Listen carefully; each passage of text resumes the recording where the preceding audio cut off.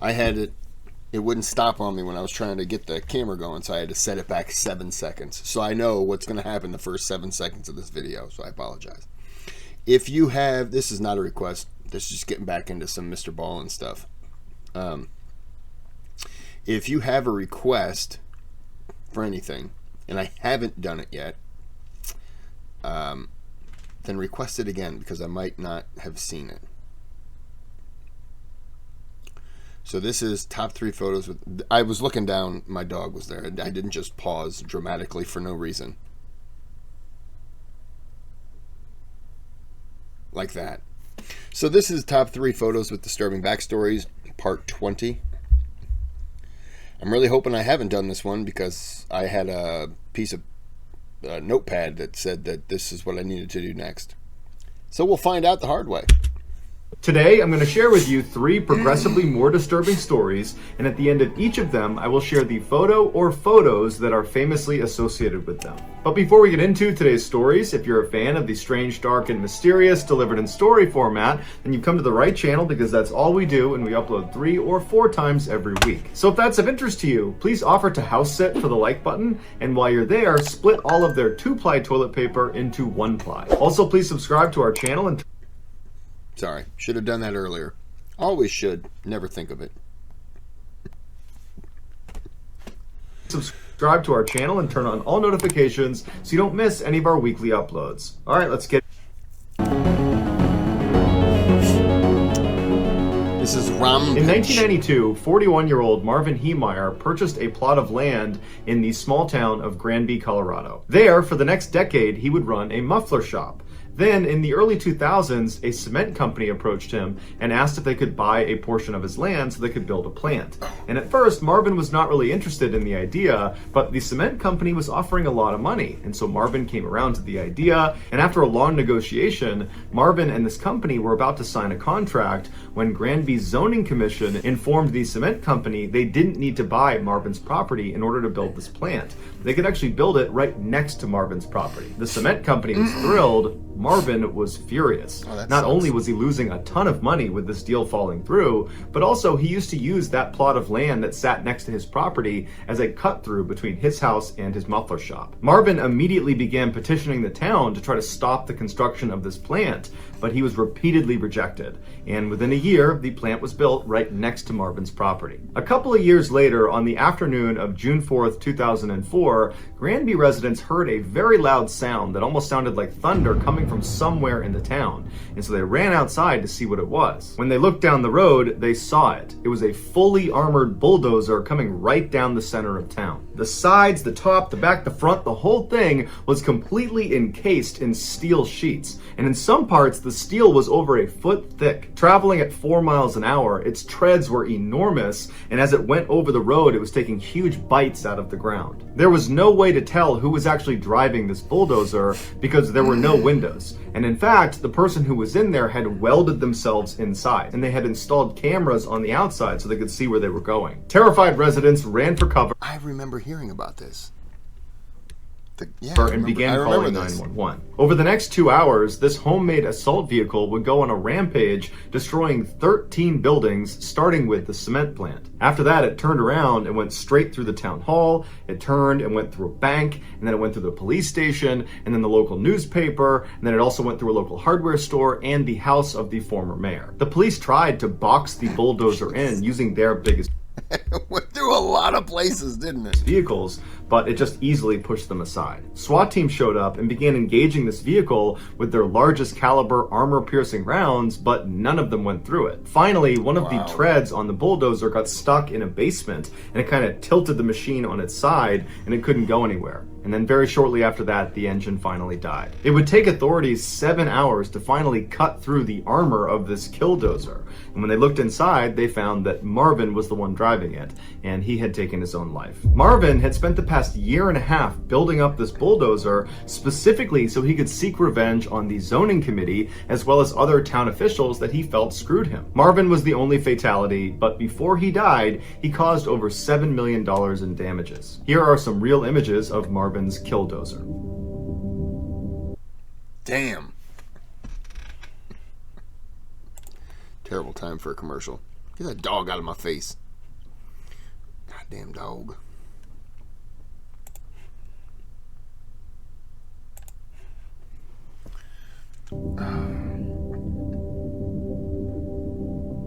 Wow. Look at that thing.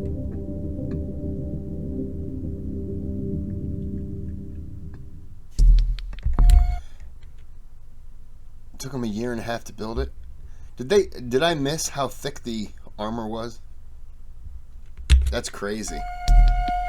That's crazy. On the evening of December 19th, 2016, 62-year-old Russian ambassador Andrei Karlov was ushered into a famous art museum in Turkey. There, Andrei was going to deliver a speech at the opening of an exhibition of Turkish photography that featured the Russian countryside. Andrei had been a Russian government employee for the past 40 years, spending much of his time in North Korea, but in 2013 he took this post as the ambassador to Turkey. Although he was a seasoned diplomat, he knew there was a lot riding on this visit. His appearance there was following several days of protests by Turks against Russian involvement in the Syrian civil war. Andrei was there to ease the strain in Turkish-Russian relations as officials from both countries met to broker a ceasefire in Syria. As Andrei made his way across the room, he had a lot of things on his mind, but one thing he wasn't concerned about was his own safety. The museum had state-of-the-art security cameras, and everyone who was going to be attending his speech had been carefully screened and vetted. Andrei was also I thought this guy right here was goddamn Mark Zuckerberg for a second. I was like, what's Facebook doing there?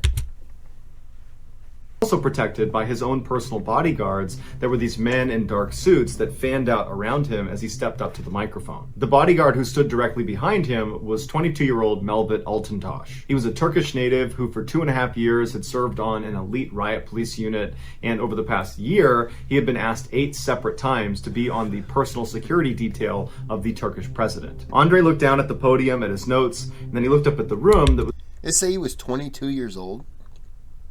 Wow. was filled with journalists and dignitaries. Then he composed himself, he cleared his voice, and he began to speak. Behind him, Mevlut, the bodyguard, opened his jacket slightly and continued staring at the back of Andrei's head. And then in one swift motion, he drew a pistol and fired 3 shots into the ambassador's back. And then when the ambassador fell to the ground, Mevlut moved on top of him and fired 4 more shots, killing him. Guests started screaming and running for cover. Meanwhile, Mevlut pointed his finger into the sky and yelled, "Do not forget Aleppo, do not forget Syria." And then he began walking around the exhibit, smashing the pictures on the wall before Turkish security forces showed up. There was a gunfight, and Mevlut was killed. It would turn out Mevlut was not a part of Andrei Karlov's security detail. He was actually off duty, but had used his police credentials to get into the exhibit hall. His exact motive for the assassination is unclear. Some think it was revenge for Russia's targeting of rebel-held areas in Aleppo. Others say the shooting was designed to disrupt warming relations between Turkey and Russia. But regardless of why it happened, what the world remembers from this event is the award-winning photograph that was taken of Mevlut immediately after he committed the attack. Here is that photo.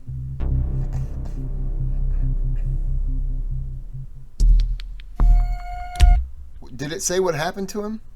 I know it said there was a shootout. Is it time for your office to look better? Shut your face. Feel better? Shut up. Shut your face. I hope that guy was killed. Accidental bullet in the testicles. In the fall of 2015, 21-year-old Otto Warmbier was a gifted student at the University of Virginia. He had a passion for seeing new and faraway places, and so one day when he was on campus and he saw an ad for a trip going to one of the most secretive places in the world, North Korea, he jumped at the opportunity to go. The tour was being run by a group called the Young Pioneers, whose slogan was, "We take you to places that your mother would rather you stayed away from." But they promised their tours were totally safe. Initially, Otto's parents were not too keen on the idea of their son going to North Korea, but when they saw how excited he was about going on this trip, they ultimately said, "Okay, we'll let you go." On December 29th, 2015, Heads up to anyone who feels like doing a little bit of North Korean vacationing. No. Otto met up with the other 10 members of this tour group at the airport. They all climbed inside of an old Soviet jet and they took off for North Korea. 15 hours later, they arrived at Pyongyang International Airport, and as soon as they got off the plane, the North Korean border police came right up to them, confiscated their cameras, and then checked their phones for any subversive material. After a few tense minutes, they gave them their phones back and allowed them to leave. The group went straight to their hotel, and before they went inside, they noticed a clearly anti-American billboard right outside, and it made the group very uneasy because they were all American. But they collectively decided that this was just part of the experience and they shouldn't be worried or concerned about it. And before long, they had totally let their guard down and they were out enjoying the sights and sounds of the capital city. At one point, Otto and some others even got into a snowball fight with some North Korean children. By New Year's Eve, the group felt completely normal walking around North Korea, and so they headed to this huge party at Kim Il-sung Square with thousands of other North Koreans. And then after that was over, they headed back to their hotel and continued to drink. The hotel they were staying in was designed to entertain foreigners. In addition to their bar and 5 restaurants in the lobby, they had a massage parlor, a sauna, a bowling alley. I mean, this group was totally living it up. The following morning, which was the day of their departure from North Korea, Otto was one of the last people of the group to hand his passport to airport officials. And when he did, it seemed like they spent a lot of time looking at it and then looking at Otto and then talking to each other in Korean. And then at some point, 2 North Korean soldiers just appeared out of nowhere behind Otto, tapped him on the shoulder. Otto turned around and they grabbed him by the arm and led him away.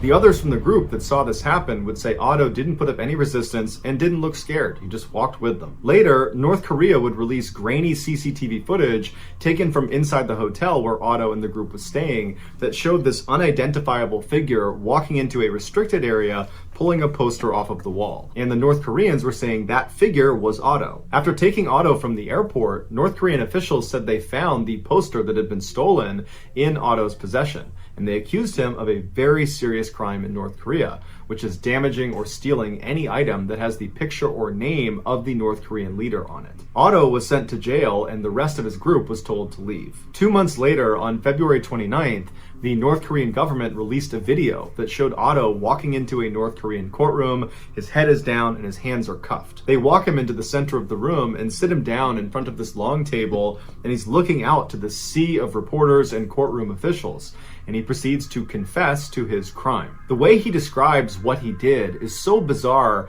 that many people believe it was a forced confession scripted by his interrogators. Otto says he put on his quietest boots, the best for sneaking, and then snuck his way into the hotel where he stole the poster. He claimed a local Methodist church, a university's secret society, and the American administration all collectively pushed him to do this. He said his actions were intentionally designed to hurt the work ethic and motivation of the Korean people. And he also said he was impressed with the North Korean government's humanitarian treatment of himself, considering he was a severe criminal. And then after his nearly 2-minute long confession, he stands up and bows to the court, and then appears to break character and begs for forgiveness, and he's quickly ushered out. A month later, the North Korean court would... Not one single word so far sounds like it was forced. That sounds exactly like something that someone would say. Yep. Convict Otto and sentence him to 15 years of hard labor. But after 17 months of intense political pressure, North Korea agreed to release Otto and send him back to the United States. Now, to this point, nobody had had a chance to communicate with Otto while he was in prison. And so when he was sent back, he was not the same Otto. He had suffered some unexplained head injury and was in a coma. When Otto's parents saw him for the first time, they barely recognized him. They said it looked like his lower teeth had been moved around with pliers, and they found a large scar on his foot that they didn't recognize. North Korea denied any intentional mistreatment of Otto. They said he fell into this coma after contracting botulism, which is a very rare form of food poisoning that can be deadly. Once Otto was back under American medical care, doctors did everything they could to try to get him out of this coma, but there was nothing they could do. He was in a persistent vegetative state, and he had already suffered severe brain damage. And so on June 19th, 2017, just 6 days after Otto was back in the United States, his parents made the heartbreaking decision to remove him from life support. He died shortly thereafter. To this day, no one really knows what actually happened to Otto. Here is one of the final photos of Otto while he was still alive and healthy, taken right after his strange confession. He's holding back tears and begging for mercy, but mercy would not come. So that's going to do it, guys. If you found the secret in today's episode, let us know. Yeah, I remember that. That was 6 years ago. For some reason, it feels like it was longer. I don't know why. I want to say feels like it was like 2010. That was the first, when I brought this case up, I was like, oh yeah, I remember hearing about that. I was thinking 2010 for some reason. Wow.